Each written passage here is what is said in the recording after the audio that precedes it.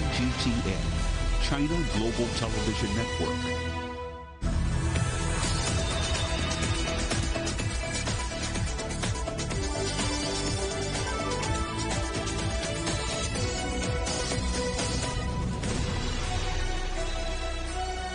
Live from London, this is Global Business.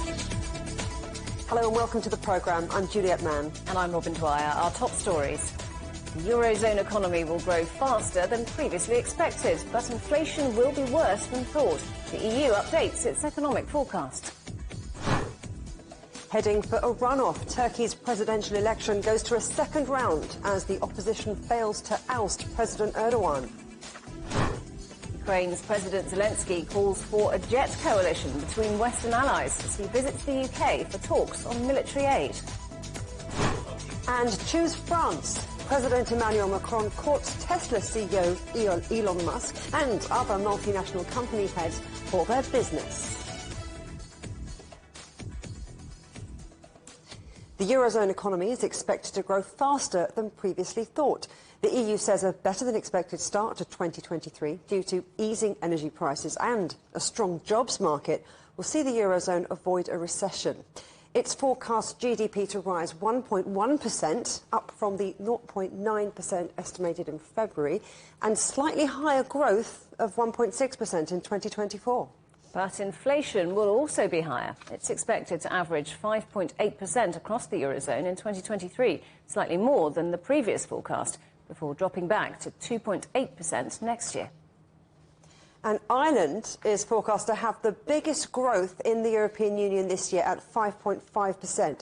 Spain is seventh at 1.9%, but Germany, Europe's largest economy, is one of the lowest at 0.2%. Well, let's talk to our correspondent, Natalie Malchus, who's in Brussels. So, Natalie, a more optimistic outlook for growth, but inflation proving stickier than expected. Finance ministers across Europe, no doubt, are breathing a sigh of relief because growth up, this is an optimum environment for more jobs, more prosperity. Things seem to be looking up. They seem to be light at the end of this tunnel. As you mentioned, those figures, growth up when compared to the projections of the winter forecast. What's more, going forward in 2024, the numbers are forecast to be 1.7 when compared to earlier figures of 1.6. This is in an environment as a result of several key factors, including that resilient jobs market, as you mentioned, and the decreasing energy prices. There were several factors that the European Commissioner for Economy touched on, and this is what he had to say.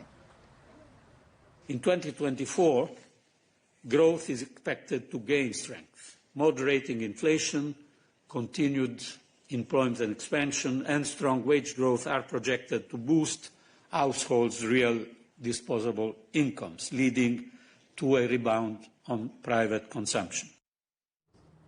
So what could this all mean for interest rates? With stubborn inflation still the bugbear for central banks across Europe, it's a fine balance. It's going to be quite the tricky task. Do we raise interest rates and deal inflation that deadly blow, or compromise this very fragile and sensitive growth seen in recent weeks? Natalie, thank you very much. That's our correspondent, Natalie Malchus in Brussels. Well, let's talk now to international economist Vicky Price. Vicky, good to see you. So, more jobs, a brighter outlook for Europe's economy. Is it because the feared winter energy crisis in Europe didn't happen? Up to a point because of that. Of course, we've had prices come down very significantly over the last few months. In fact, gas prices are back to where they were sort of more than a year ago, certainly much lower than they were even before the invasion of Russia in the Ukraine.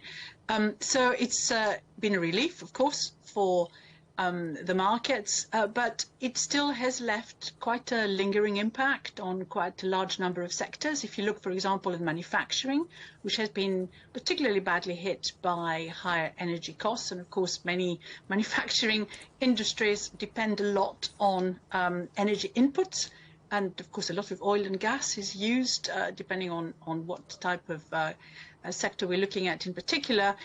They have been obviously rather badly affected, and they've been cutting back their energy consumption. We've seen very substantial reductions in consumption in Europe, and that of course has meant that if you look at the manufacturing sector in particular, it's been declining now in Germany, for example, for almost a year, month after month. So we're not over the problems yet, but there is no doubt that the Europeans have managed to replenish their gas reserves. We've had a mild winter, and that has allowed, I think, those countries that we expected were going to be very badly hit by all this to do considerably better. Not fantastically well, but considerably better than had been forecast. Well, you're talking about sectors there, you're focusing on manufacturing, but not everywhere is stoking growth. As you mentioned, Europe's biggest economy, Germany, for example. Then again, Ireland is expecting to top growth. Why is that? Well, they're very different economies. Ireland actually depends a lot on service-type industries. The interesting thing, though, is that if you look at what's happened over the last month, so we had some figures for industrial production overall across Europe, which has been actually quite negative. And part of that has been because of Irish production, which has gone down quite a lot for a peculiar reason over the latest month. So this is not likely to continue. So we've got quite a lot of irregular factors that come in. So we mustn't read into one man's figures alone. But Ireland, of course, has had a lot of the tech sectors which are there. It still has a very competitive tax environment, which is attracting quite a lot of investment still into the country. So it has managed to shoulder quite a lot of those problems now for the past year, unlike what has happened in other parts of the EU. But on the other side, if you look at the southern European countries, the last year saw Greece, for example, being the fastest growing economy practically in the EU. That's slowing down a little bit, but there's been a lot of tourism that has helped all those countries. People have just taken on to traveling again, and I think that has sustained the service sector. So what we're finding is that there's this big sort of gulf between manufacturing and industry and services. And services are doing well. The consumer is feeling considerably more optimistic, and that's good news for Europe. Vicky, just quickly, I'm talking of irregular factors. I mean, to what extent is all the turmoil we've been seeing in the banking sector, in the US in particular, another challenge for European growth? Well, first of all, of course, interest rates have been going up, rather faster than anyone had expected, and that fast increase has led to a lot of the problems in the banking sector. We've seen that in the US, and we're seeing that partly in Europe. What you've seen in the latest trends is that credit is becoming more difficult to obtain, so there are conditions which are tightening in the lending market, and I think that's one of the worries. So if you're looking at where we might go ahead with interest rates, because of that tightening of lending credit conditions, what you might see is that the economy slows down a little bit faster than perhaps even the European Central Bank had anticipated, and that should mean that interest rates shouldn't rise so fast as the market perhaps is expecting. So pluses and minuses in every aspect, but I do think that businesses will find it more difficult to borrow in the future. Vicky Price, thank you very much. Turkey's presidential election will go to a runoff vote after President Recep Tayyip Erdogan performed better than expected. He won the most votes but failed to pass the 50% threshold needed to clinch a decisive victory. Ahead of Sunday's poll, it was widely expected that his rival Kemal Kılıçdaroğlu could unseat Erdogan after 20 years in power. The Turkish lira and the Istanbul stock market are both trading lower on the result. Well, let's talk to our correspondent Trent Murray in Istanbul. So, Trent, Turkey heading for this runoff vote, which will be the first one under their new electoral system. What can we expect from it? Well, Robin, I think today the indications are that it's going to be another 2 quite combative weeks. We've had both camps coming out today, absolutely swinging, laying the groundwork for a pretty fierce second-round election. Of course, the opposition is behind in all of this, in a new race. They are about 2 or so million votes behind President Erdogan. I think if you're in the Erdogan camp, you would be feeling more confident going into this second round. However, they are also aware that 2 weeks is a long time in politics. The economy continues to remain very tough here. I think your mention of the lira and the stock exchange are indicative of that. The uncertainty has got investors quite jittery. And also those issues around the earthquake recovery are expected to continue to dominate the campaign, despite the fact, actually, that President Erdogan did better in earthquake areas than many analysts had expected. So, look, I think despite the fact that there is probably some soul-searching on the part of the opposition right now, they were feeling very confident going into last night. They're very much picking themselves up and dusting themselves off and gearing up for a fight, which I think they know will be tough. Erdogan does seem to have the wind in his sails despite not winning in that first round. He's looking very, very confident based on the body language and what he's been telling supporters at those rallies following the first round results. And coming in third place, we had Sinan Oğan, didn't we? And he could end up being the kingmaker in all this. What have we heard from him? Yeah, I think he's probably about the most popular man in Turkey right now, and his phone would be ringing non-stop from both sides trying to get him to support them. His lips have been quite sealed in all of this. He hasn't really given anything away. He's keeping his cards close to his chest. I suggest a lot of that is just politics 101, trying to see what concessions he can get out of both camps, what he can negotiate as a potential position for himself.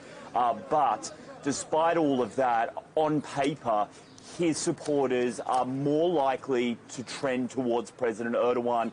He's a Turkish nationalist. His supporters are quite strong nationalists. And there's been some analysis out today showing that in two former strongholds of Erdogan, Kayseri and Konya, both quite large cities in central Anatolia, Sinan Oğan actually ate into Erdogan's vote, not the opposition. So if his supporters are now forced to make a choice between the opposition and Erdogan, it is likely that they will swing towards him. But if he can strike a deal with the opposition and potentially plea with some of his voters, then that could help with their vote share. But he's not given anything away yet. I think he'll probably wait until the very last minute to try and maximise the concessions he can potentially get out of a President Erdogan or a possible President Kemal Kılıçdaroğlu. Trent, thank you very much. That's our correspondent, Trent Murray, in Istanbul.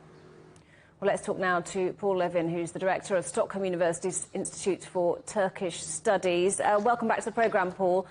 So ahead of these elections on Sunday, people thought this would be a much closer contest, didn't they? How surprising is it that it has been so close? Rather, it hasn't been close.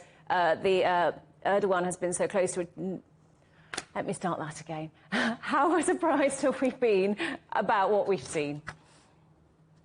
Yeah, no, I think you're absolutely right. Many observers were looking at the polls. The polls were, frankly, I mean, they were a little bit all over the place. It was a tight race, according to many polls. But the ones that were deemed reliable tended to have the opposition ahead. The opposition projected a lot of confidence, and we're talking about winning the first round, getting as much as 60%, they were saying. And not only did they fail to get 50% or let alone 60%, but they ended up being significantly behind Erdogan. With some 45 to his 49%. So that was a surprise, and I think that the opposition, even though, frankly, they did better than the party, the main opposition party has ever done in parliamentary elections, they are demoralized and disappointed right now. There was a very high turnout, though, wasn't there? Do you think that level of engagement will be sustained into the next round?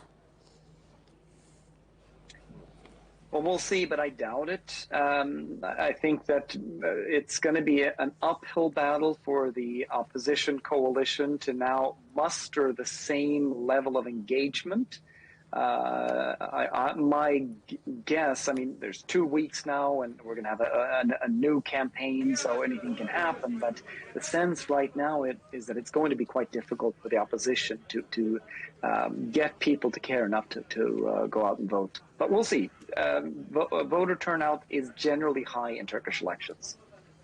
And the figures we've had so far suggest that Erdogan's alliance has the parliamentary majority as well. How could this stronger than expected performance in this area affect opposition supporters going forward? Well, I think it just adds to the sense of demoralization that the opposition likely now feels. I mean, it was not a fair playing field. It's important to underline that the system in many ways was rigged in favor of the government. Media attention was skewed heavily in favor of Erdogan. And also new election laws probably helped the ruling coalition retain the majority in parliament. But no doubt it's not helping the opposition going forward now into the second round of the presidential election. So how might this election result influence Turkey's relationship with the rest of the world? Well, I mean, my guess would be now that Erdogan will be victorious in this second round. I could be wrong, but that's my hunch right now. And if he secures a significant margin, he will go into the Turkish 100-year anniversary, the 100 years since the birth of the Turkish Republic, this fall. Celebrating having secured another 5 years. He will want to project a strong and assertive Turkey going forward. There is an opportunity for him to try to mend ties with the Western allies and the European Union if he wants to. And the state of the Turkish economy suggests that he may need to do that to calm markets. But I am not convinced. He has had that opportunity in the past, and he has chosen to pursue an assertive, independent, and sometimes quite belligerent foreign policy. Paul, good to talk to you. Thank you very much for joining us today. That's Paul Levin from Stockholm University. Still to come on CGTN Europe. 1 month since the start of the Sudan conflict, the United Nations says almost 1 million people have been displaced.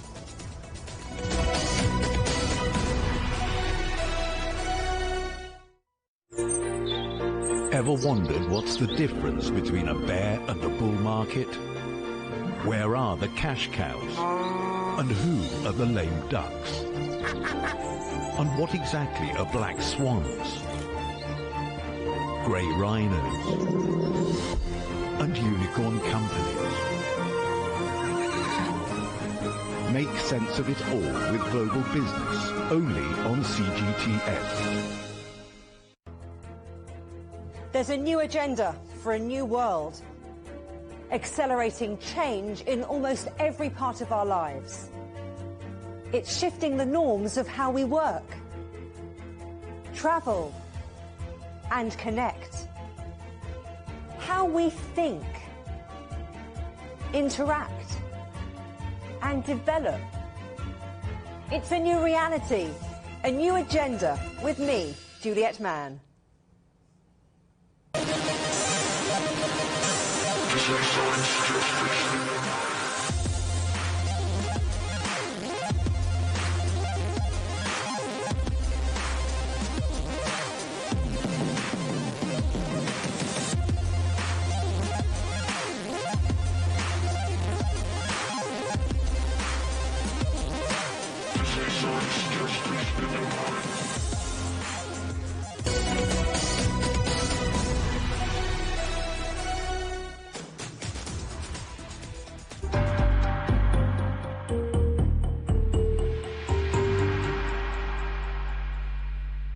Welcome back.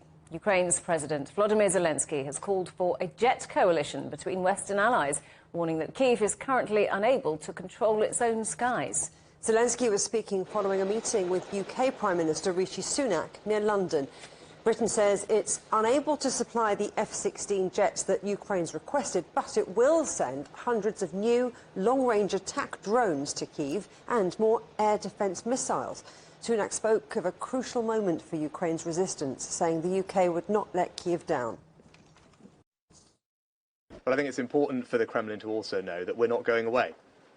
Right? We are here for the long term. We remain steadfast in wanting to defend Ukraine, not just now to reclaim its rightful territory, but also to ensure that Ukraine has the means to defend itself into the future as well. And that's another topic of conversation that we've had today, is about the security arrangements that we should put in place amongst allied countries for Ukraine for the long term, to ensure that it can defend itself and provide effective deterrence against future Russian aggression.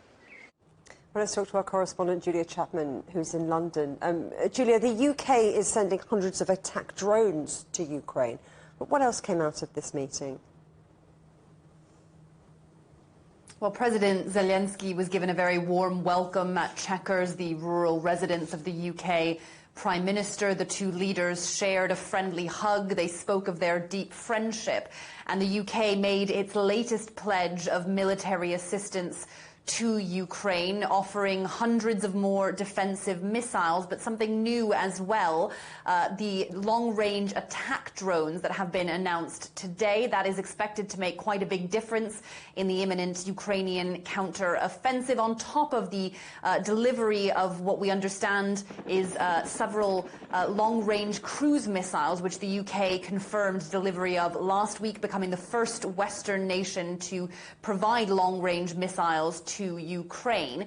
But what we were hearing today from President Zelensky was another call for fighter jets from Western allies. That has so far been the area that has been wanting when it comes to Ukraine's wish list of self-defense. It says it wants to control its skies, and it is calling for F-16 fighter jets to be provided. But of course, the United States, which manufactures those, has to give it the green light, even though some European countries have suggested they would be willing to give some of their supplies.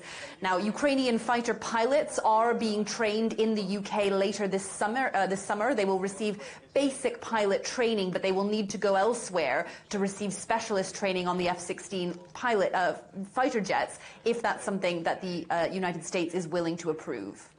Well, Julia, you're talking about this fresh aid from the UK, which comes after commitments from other allies as well. Has Zelensky's Europe tour been a success? He suggested on Monday that it had been, speaking of the promises that he had received from other European capitals, as well armoured defence vehicles from Paris, and a really significant package of military lethal aid from Berlin. $3 billion worth was announced over the weekend, which is the largest package of support Germany has offered so far, after previously being accused of not going far enough to support Ukraine. That amount that they have just promised is more than the UK gave in all of 2022, so a really big stepping up from Germany. And this tour comes, as many of Zelensky's trips abroad do, at a really crucial moment in the war in Ukraine. There has been a long-awaited counter-offensive that simply hasn't materialized yet. Zelensky saying last week that part of the reason for that is that Ukraine is still waiting for many of the weapons deliveries that have been pledged. We have been seeing many promises from Western nations, but not all of that aid has actually arrived in the country and made its way to the battlefield. That is something Zelensky has been calling for in the past few days. Julia Chapman, thank you very much. Moscow says the UK's latest military aid shipment to Ukraine won't change the course of the conflict. The Kremlin says its forces have shot down a long-range Storm Shadow missile, also supplied by the UK. Well, let's talk to our correspondent, Stuart Smith, in Moscow. So, Stuart, tell us more about what the Kremlin's been saying. Yeah, the Kremlin spokesperson, Dmitry Peskov, said it takes an extremely negative view about the United Kingdom's aid to Ukraine, although indeed he said that the special military operation won't be affected by the deliveries. He did suggest, Dmitry Peskov, that this will lead to more destruction in Ukraine and also will require, therefore, further military action by Russia. As to that missile, the United Kingdom's cruise missiles that have been given to Ukraine, the first of which shot down in the last 24 hours, according to the Russian Ministry of Defense. Russia has already said that there will be a, quote, proportionate response to those deliveries. It's not clear if that was it or if there is more to come. As to the meeting between the UK Prime Minister and the Ukrainian President, the Russian embassy in London says that it believes the deliveries are a waste of British taxpayers' money. But the British government does say that it believes it should stand with friends and allies and therefore make such deliveries. And Stuart, Russian officials have also been commenting on the fighting taking place around Bakhmut.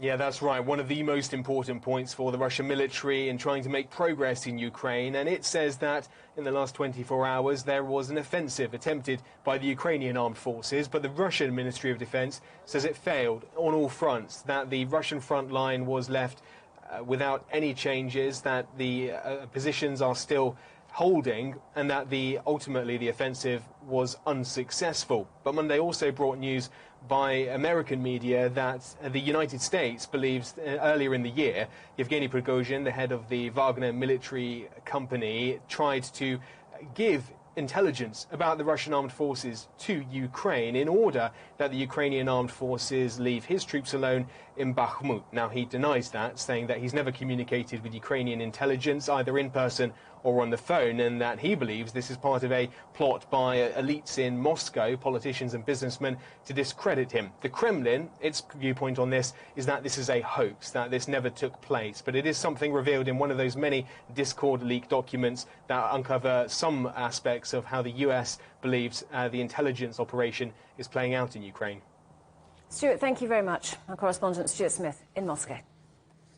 4 people have been killed in a Russian missile strike on a hospital in eastern Ukraine. The regional governor has called for all residents in the city of Advika to evacuate immediately. Meanwhile, 4 people were injured in a blast at a barbershop in the Russian-controlled city of Luhansk. Local media says a grenade exploded inside the shop. The acting interior minister for the so-called Luhansk People's Republic is reported to be among those killed. At least 5 people have been killed after a powerful storm hit western Myanmar. Cyclone Mocha brought winds of up to 210 kilometres an hour in one of the strongest storms to hit the region in years. Myanmar's Rakhine state, where 6 million people are already in need of humanitarian aid, was worst hit, with the majority of buildings in the state capital damaged. Residents in neighbouring Bangladesh also had homes destroyed, but there are no reports of casualties there. A number of cities in China have issued heat warnings as more high temperatures sweep the country. There have been several heat waves since March, including in southwest Yunnan province, historically known for its mild climate. The hot weather is putting pressure on the country's agriculture and water reserves. Around 13,500 weapons have been handed in to Serbian authorities under a month-long amnesty. Follows 2 mass shootings in early May, which left 17 people dead. Automatic weapons, anti-tank launchers and hand grenades were among the haul. The amnesty ends on the 8th of June, after which time the government's warned of strict penalties for those in possession of an unlicensed weapon. At least 26 people have been killed in a deadly highway collision in northern Mexico. A minibus hit a trailer which was being pulled by a tractor, causing a huge fire. The passengers of the minibus are thought to all be from the same family. Emergency teams say they're still looking for the tractor and are unsure whether the driver fled or was killed. It's been a month since fighting began in Sudan between the army and the paramilitary group Rapid Support Forces. The United Nations says at least 676 people have been killed in the conflict and almost 1 million displaced. Our correspondent Naba Muhyiddin reports. It's been a rocky and a volatile month in Sudan since armed clashes broke out in the capital Khartoum between the Rapid Support Forces and the Sudanese military on April 15th. The violence killed more than 600 civilians and displaced about 700,000 people internally, and 150,000 people have entered neighboring countries like Egypt, Ethiopia, Eritrea, South Sudan and Chad, according to the United Nations. The World Health Organization said more than 28 hospitals in Sudan were attacked, and that made the Sudanese overwhelmed health system to work only with 30% of its capacity, which is warning of a looming health catastrophe. The humanitarian situation is deteriorating. People are in need for food, medicine, and life-saving necessities. There is still water shortages after 4 weeks of clashes. Power outages and telecommunications are still sporadic. The humanitarian situation is deteriorating, and aid workers cannot provide aid for those in need, especially in the capital Khartoum. And despite the agreement signed in Jeddah a week ago to provide humanitarian access or corridors for those in need, between the two. Disagreement was between the two warring factions, but on the ground, the clashes are still impacting the flow of aid and, of course, the flow of trade. So Sudan right now is in isolation. The trade routes are closed. The main port have suspended its operations until further notice. So the situation, humanitarian situation, health situation, economic situation are deteriorating without a sign of soon relief. People are so hopeful that Jeddah peace talks that started with humanitarian declaration can morph into a political resolution and mediation talks to stop the hostilities and fighting immediately and to restore calm and stability in Sudan after 1 month of fierce clashes. Naba Muhiddin, CGTN, Madani, Sudan. You can get highlights from the week's news in Europe and China direct to your inbox from CGTN's Storyboard email newsletter. Sign up at europe.cgtn.com/newsletter. You're watching Global Business Europe. Still to come. Big win for Thailand's opposition parties. But will the military give the green light to form a new coalition?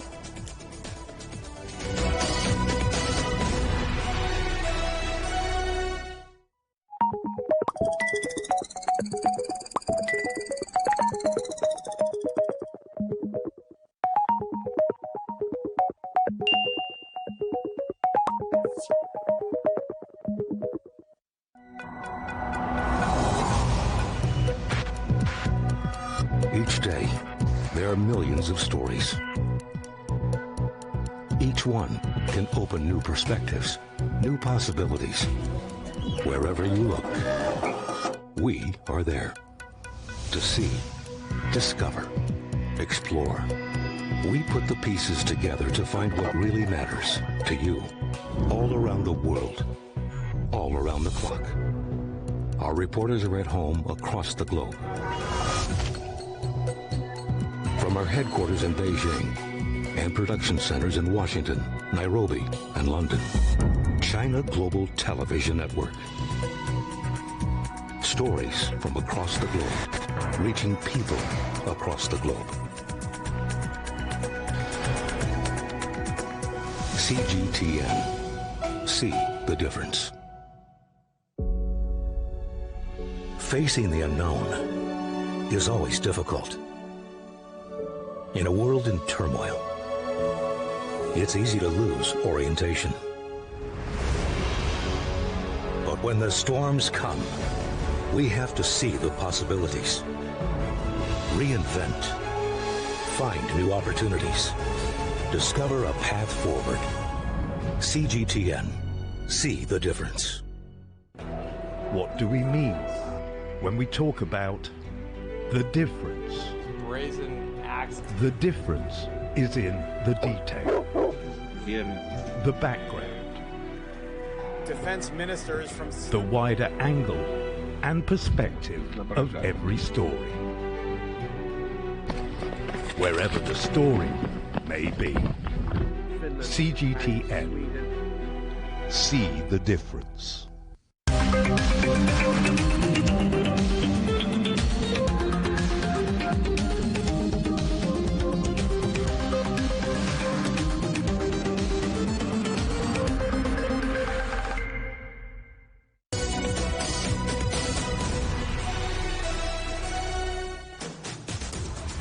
Welcome back to Global Business Europe with me, Robin Dwyer, and Juliet Mann. The headlines again.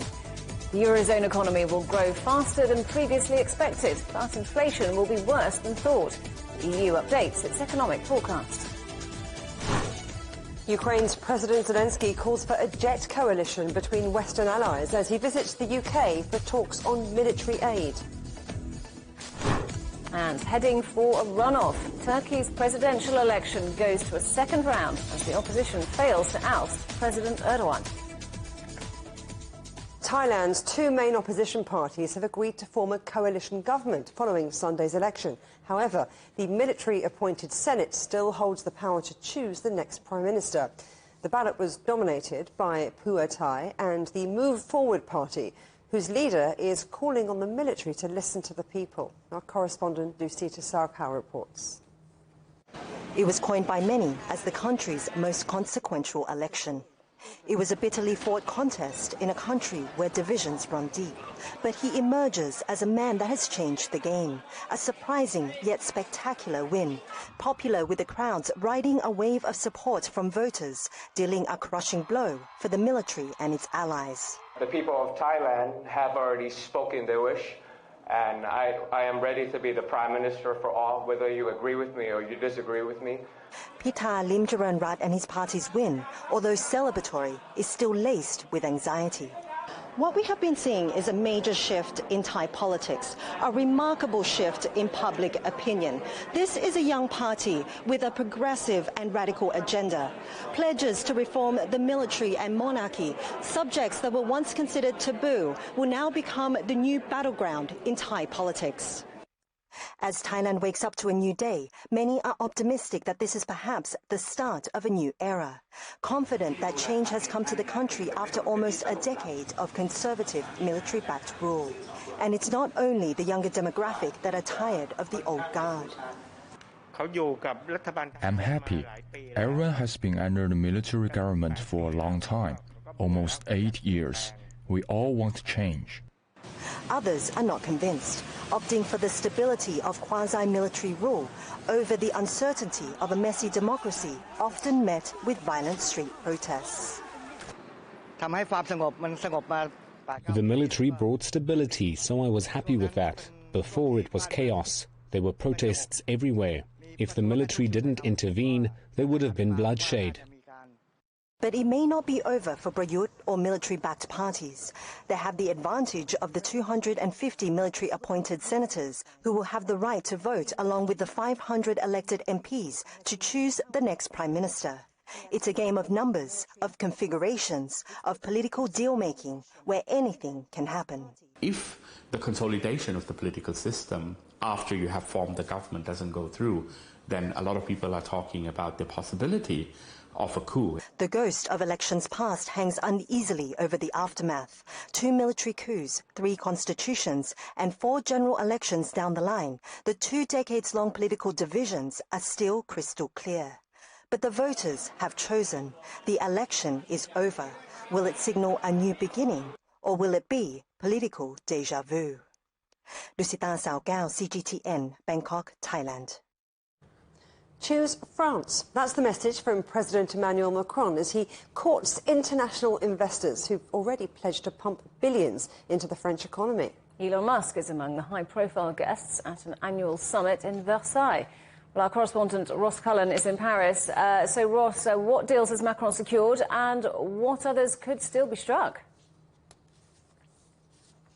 Hi, Juliet. Hi, Robin. We know that Pfizer is looking to invest some $500 million. The US pharmaceutical giant, its British rival GSK, is also looking to invest a figure in the region of that, similar to Pfizer, in France over the next few years. Elon Musk has given a broad statement saying that he wants to have significant investments in France in the future without putting a specific number on what he could be investing in France. That would be under his Tesla hat as CEO of the electric vehicle company. Also, he's the Twitter boss and the boss of SpaceX. We know that IKEA, the Swedish furniture maker, wants to invest a little bit over $1 billion before 2026, over the next 3 years in France. So some major deals done at the moment, but there was also deals done last week on Friday, $1.5 billion of investment from the Taiwanese company Prologium for a battery factory for car batteries, looking to environmentalise France's economy even more. That's in the northern port of Dunkirk. Emmanuel Macron was there for that announcement last week, and he's been there hosting world leaders in the world of business and commerce in the Palace of Versailles today. And Ross, we know that President Macron's popularity has taken a hit from these divisive pension reforms. Will these new deals help shift public attention away from that? It has taken a hit, Robin. We've seen some surveys over the last couple of weeks or so that show that a majority of people do not want Emmanuel Macron to be president. They would have preferred somebody else to have been president if the vote were to have taken place at the moment this spring. His popularity has certainly taken a hit due to the pensions legislation, which is coming into force at the end of the summer. And this kind of hosting billionaires in an opulent palace is not maybe the best way to try to endear yourself to the wider union public and the wider public opinion. There has been protesting on the streets. There's been a protest on the streets of the town of Versailles today, so just outside the gates of the palace. Hundreds of members of the CGT union saying that hosting these business leaders in the symbol of the absolute monarchy in France just shows how distant Emmanuel Macron is from the wider public discourse about pension reforms, saying that Emmanuel Macron should instead be hosting union leaders, not business leaders. Ross, thank you very much. That's our correspondent, Ross Cullen in Paris. US President Joe Biden will meet congressional leaders on Tuesday for talks on raising the debt ceiling. The country continues to edge closer to its legal borrowing limit, and so far there's no agreement in sight. Let's talk to our correspondent, John Terrett, who's in New York. Good to see you, John. Yes. So, are they going to try again this week? Yes. Thank you, Juliet. Try again, but don't expect anything to happen. That is my prediction. Look, this is such a complicated issue, and it doesn't really need to be in many ways. Basically, America puts lots of spending on her credit card, OK? And just like your credit card at home, you try to pay it off month by month to get it down. They do that here in the government. And just like with your credit card, somebody sooner or later says, you can't put any more on this credit card, you've reached the limit. And that limit we're at now is $31.1 trillion. And the thing is, it's a peculiarity of the American system that only the Congress, the House and the Senate, can raise what they call the debt ceiling. Otherwise, America basically runs out of money. Now, you will remember, Juliet and Robin, last Tuesday they met at the White House. Nothing happened. They came out stony-faced, no change whatsoever. They were due to meet on Friday, and then late on Thursday night they postponed because there was no progress, so there was no point. I know for a fact they've been meeting over the weekend in Washington, D.C. and virtually, and I don't think there's been any progress since then. They are going to try again tomorrow, Tuesday, but seriously, I can't let you run away with the notion that anything is going to change. And the reason is they don't have to do anything yet, because the country doesn't run out of money until around about the 1st of June, so there's still, whatever it is, 15 or so days to go until that point. And as you know, they just like to slug at each other on television until the last minute, and I'm thinking that that is what's going to happen. Republicans want deep spending cuts. Biden wants a clean bill. He says, Congress, basically do your job. Get on and raise that debt ceiling, which only you can do. But the two sides are far apart, Juliet and Robin. We had Janet Yellen in Japan last week saying we need a new system rather than face this every couple of years, which we do, and she's probably right about that.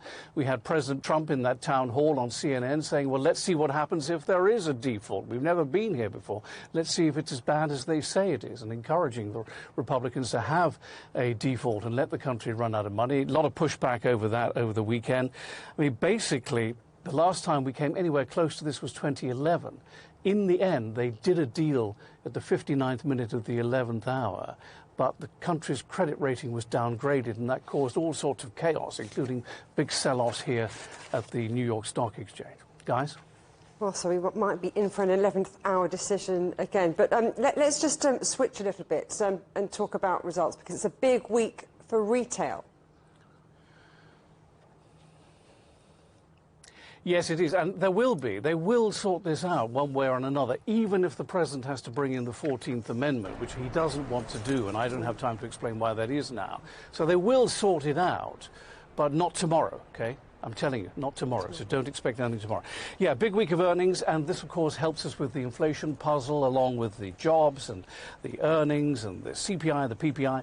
Big ones, Walmart and Target, will tell us what they've been doing in the last 3 months. Walmart, world's biggest shop, basically. They have said in the last couple of earnings reports that they've noticed that where their customer base is normally lower-income people, they've noticed a lot more middle-income and even higher-income people coming into their stores, which I think tells you a lot about inflation.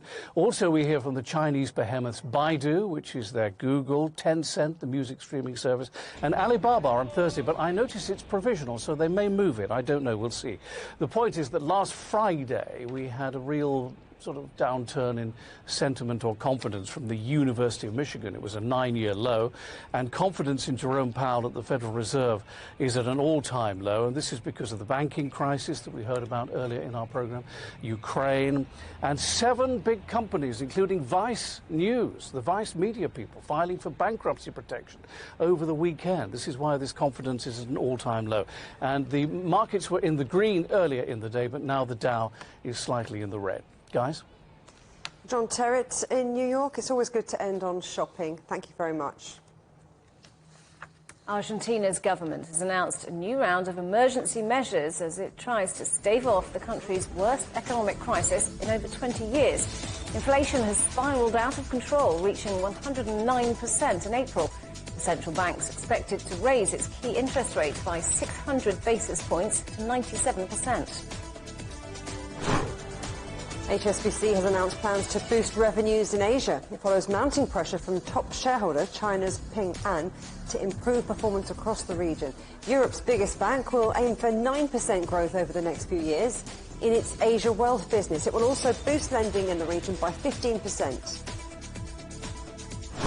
Microsoft has won EU antitrust approval for its $69 billion takeover of Activision, which was vetoed by Britain. The biggest ever deal in gaming was deemed to be promoting competition after Microsoft's offer of free 10-year licensing deals to European gamers and cloud streaming rivals. The other remaining hurdle is gaining approval from US regulators. The UK's first full-size driverless buses have begun operating in Edinburgh, but still with a driver on board for safety. The vehicles have sensors enabling them to travel on certain routes at speeds of up to 80 kilometres an hour. The operator, Stagecoach, says its initial fleet of 5 driverless buses will be able to carry around 10,000 passengers a week. The economic fallout of the COVID-19 pandemic is still being felt around the world. Many cities in the United States have been left struggling with empty office buildings as large numbers of people continue to work from home. And that's having a knock-on effect on the wider economy. Our correspondent Adiz Tianshan reports. Many U.S. commercial centers turned into ghost towns at the onset of the coronavirus pandemic. And more than 3 years later, the real estate market is not necessarily back to business as usual. But it is trickling back and it is improving, but it's still slower and the culture has changed. More people work from home, and then again, and even when they go back to the office, there is a culture of maybe, you know, them going 2 days a week, 3 days a week. They're not going maximum. According to a recent Pew survey, about 1/3 of workers in the U.S. who can work from home now do so all the time. And for those who find that challenging, many co-working spaces are now on the rise. One thing I'm seeing a lot of is people are very tired of working from home. So they're loving, to come interact with the members, but also, get lunch upstairs, get some work done, and hang out, during dinner time. Membership at private co-working clubs like Neue House provide access to chic surroundings and amenities designed to encourage socialization and networking among professionals. Trendy co-working spaces in many big cities have left conventional office buildings less attractive than ever before. But entire office buildings left vacant for months is a bad sign for a local economy, and some are already being converted into residential units. If you don't have office workers coming in every day, spending money at coffee shops, restaurants, and bars, you've got to replace that energy and activity. You've got to get those feet on the street. And the best way to do that is with residential density. And with large office spaces losing popularity, another trend for commercial landlords is dividing vacant office space to attract more renters. If they have one large tenant and they leave, they can be empty for a significant amount of time. But the new wave of sharing spaces means if one tenant leaves, there's still other tenants. So they're still producing some sort of income. The impact of COVID-19 is still being felt in the property market, with an evolving work culture that's moving away from large office spaces and leaving many businesses and cities with a need to adapt. It is Tianshan, CGTN, Los Angeles. You're watching CGTN. Still ahead. Could the world's best footballer be joining his old rival to play in Saudi Arabia? We look at what's next for Lionel Messi.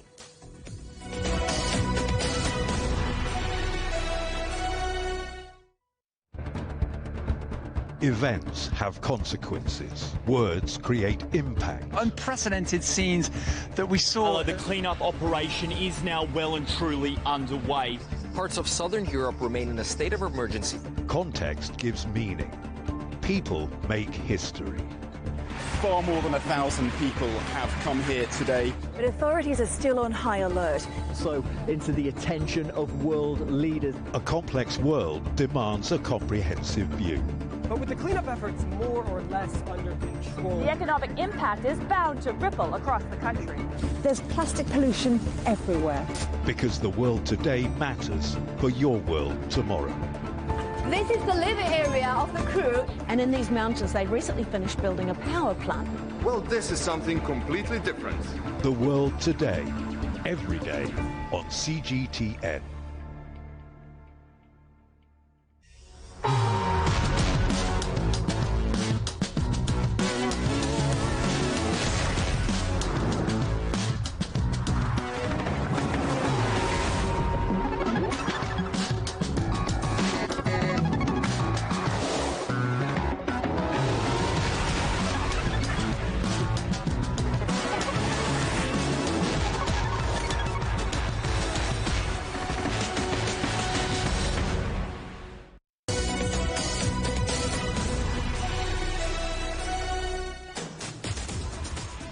Welcome back. Global electric vehicle sales rose 60% last year, with the race to go green well underway. Some Chinese companies are powering ahead, as our correspondent Ken Brown found out at the Automobile Barcelona car show. The future is here and it's electrified. Europe is the birthplace of the auto industry, and at Barcelona Automobile, the next generation of electric vehicles, or EVs, were on show. Globally, EV car sales surpassed 10 million for the first time last year as the transition away from fossil fuels accelerates. The European Union is set to ban petrol and diesel engines by 2035 as it looks to tackle one of the contributors to the climate crisis. Many industry experts say innovation could potentially overtake legislation, but only if all sectors work together. Estamos trabajando por ello e innovando. We are working and innovating with new technologies to achieve decarbonisation. Now we need the rest of society to commit too. Today in Spain, the public charging network infrastructure does not exist to allow us to travel comfortably. We need charging points all across Spain, and not just in the bigger cities. Leading the way is BYD. Over the last 12 months, the Chinese EV giant sold more plug-in vehicles than any other company on the planet, including Tesla. They are relatively unknown across Europe, but BYD hope to change that with the rollout of a new fleet across several countries. BYD have used this event to launch two new electric models. This is the Dolphin. It's the cheaper of the two, coming in at around $30,000. At that price, the manufacturers are hoping to make EVs more accessible. We believe that electric mobility has to be available for every citizen, not only for a few privileged. So I think we really have an opportunity to electrify and to offer a more sustainable mobility for the customers in Spain. The most important thing about BYD is that we are the largest manufacturers of new energy vehicles in the world. In Spain, we're going to try to find for our space in the market, of course. The Spanish government, like others in the EU, have introduced subsidies on electric car sales to help lower the price. This move has been largely welcomed, but some critics have stressed the country still lags behind its neighbours when it comes to supporting infrastructure. EV car production looks set to be ramped up massively over the next decade. China, the US and now Europe all vying to lead the charge. Some forecasts suggest that over 60% of all vehicles sold by 2030 will be non-combustion. Many people here believe the electric revolution is here to stay. Ken Brown, CGTN, Barcelona. A buzz is building among football fans in Saudi Arabia over the prospect of World Cup winning captain Lionel Messi joining Riyadh-based Al Hilal in the summer. Reports of this transfer have yet to be confirmed by either side. But here's our correspondent, Yasser Hakim. Everyone is bracing here to witness in person the fierce rivalry between Cristiano Ronaldo and Lionel Messi that has captivated the world during their time in Spain. Riyadh-based Al Hilal's reportedly $400 million offer for the Argentine so he can compete against Ronaldo at rivals Al Nassr is creating a huge buzz in the country. We are very happy, very happy. It's great for the fans and for Saudi Arabia. We've seen the feedback from fans and media worldwide when Cristiano Ronaldo arrived. It will be even greater when Messi comes to the Gulf. When we have Ronaldo and then Messi, it is really good. It will also attract other world stars when they see the competition in our league. I hope Modric will follow them here. I love Modric. The financial power to have two legends in one city, Riyadh, is certain to attract global attention. Buying megastars by Saudi clubs is part of a strategy that exceeds winning football matches and championships.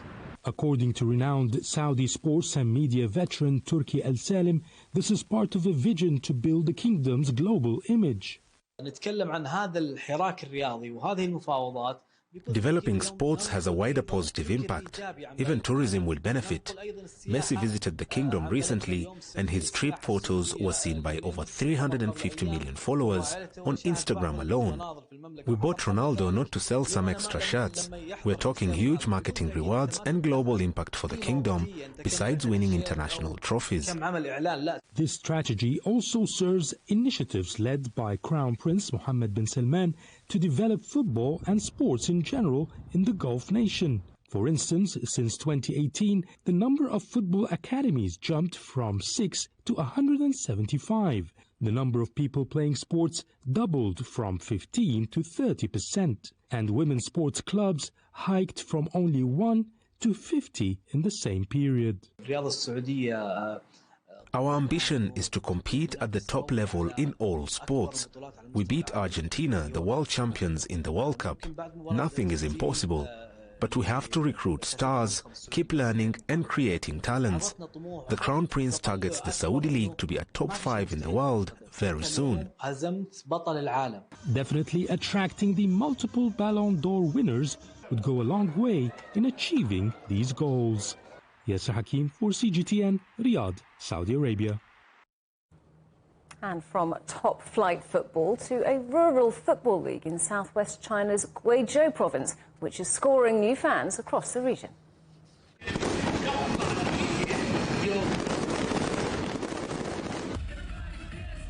An opening ceremony launched the tournament of 20 teams, with tens of thousands of spectators watching the event.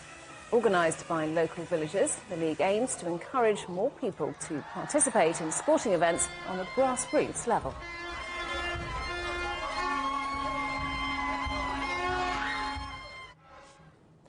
Our top stories again. The Eurozone economy will grow faster than previously expected, but inflation will be worse than thought as the EU updates its economic forecast. Ukraine's President Zelensky calls for a jet coalition between Western allies as he visits the UK for talks on military aid.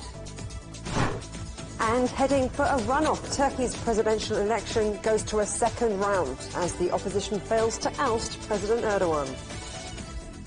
And that's it for Global Business Europe. Thanks for watching. There's more on all of our stories at europe.cgtn.com, and do follow CGTN Europe on Twitter, Facebook and Instagram. And you can go to CGTN Europe's channel on the Telegram app or scan the QR code on the screen to get stories and updates sent direct to your phone. Coming up next on CGTN, it's Africa Live, but we'll see you again tomorrow, same time, same place. From all the team here in London, goodbye. Goodbye.